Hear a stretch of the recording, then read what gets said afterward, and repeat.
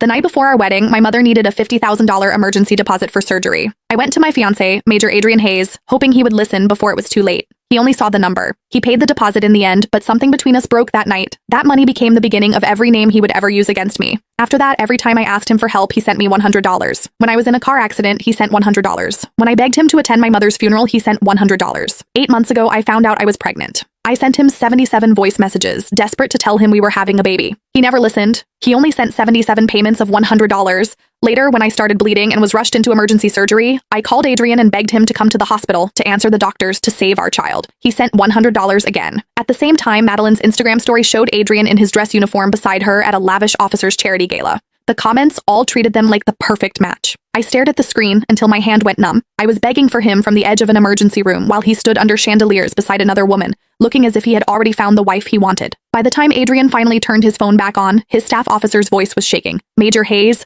your wife and the baby did not make it." And in that moment, Adrian went feral. After the prenatal checkup, the doctor pushed the report toward me. "Nora, you are almost 8 months pregnant, and this is a high-risk pregnancy. There is a chance of premature labor, so I recommend admitting you for observation today. If things worsen, we may need an emergency C-section." She glanced at the admission form. "Can your husband come in? We need your emergency contact, insurance details, and hospital notification information updated before admission." For months, I had come to every appointment alone. Blood tests, ultrasounds, fetal monitoring, payments, and prescriptions were all things I handled by myself.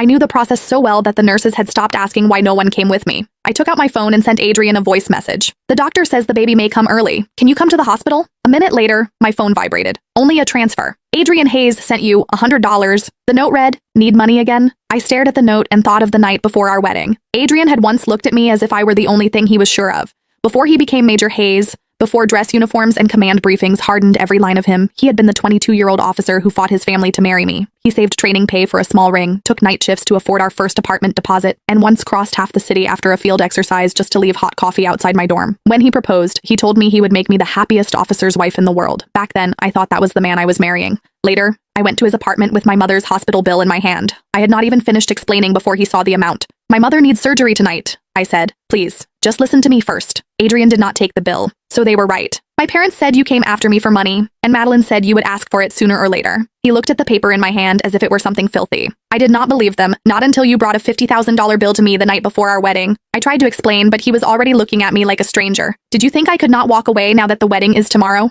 He left the apartment that night without listening. Before I could decide what to do, Madeline sent me to Harlan Price, a donor at the Meridian Hotel who helped military families.